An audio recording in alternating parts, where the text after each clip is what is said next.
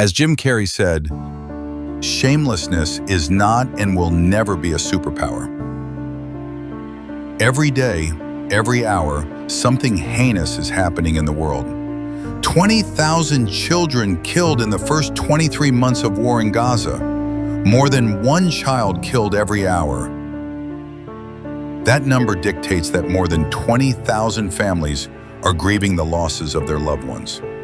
From everyday scandals happening before us to Epstein's demonic rituals with babies' blood. Why all this shamelessness?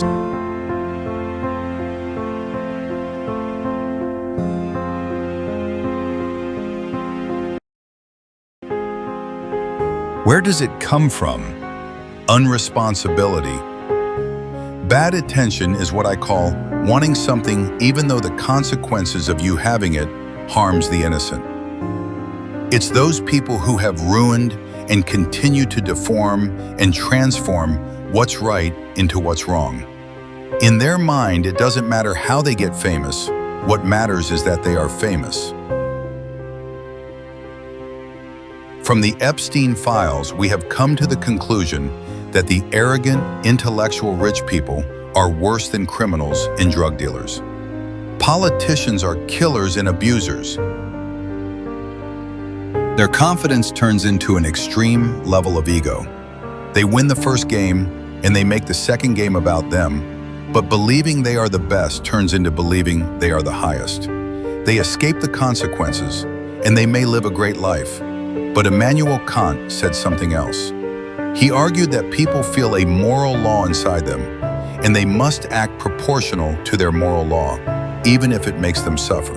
That's where God comes in, which in the ultimate moral order of the universe will bring happiness into their life. So in Kant's view, we think of one above us, higher than us, not because we expect divine reward, but because we expect happiness towards our virtues, which in ordinary life might even make us suffer. What about someone who doesn't believe in God? In this sense, he doesn't expect anything after death, so he plays life by his rules and defines the moral law by his desires. He might even do good things in the end, in purpose to receive the reward after death.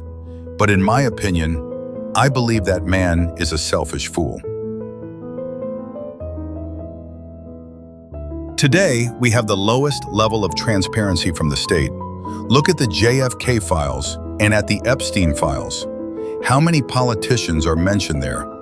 People are now understanding the agendas of the people they chose. We don't know anymore why wars start. One day we were talking about Trump's allegations. The next day America kills Iran's supreme leader. I believe we people are the judges of our epoch. And if we don't act up to our duty, we will do a disservice to ourselves. I'm not asking for them to show their plans, but we are entitled to some information that we all know is being hidden. They can use their propaganda and their control over the media, but they also have to change their cliché, idealistic speeches into something actual and realistic.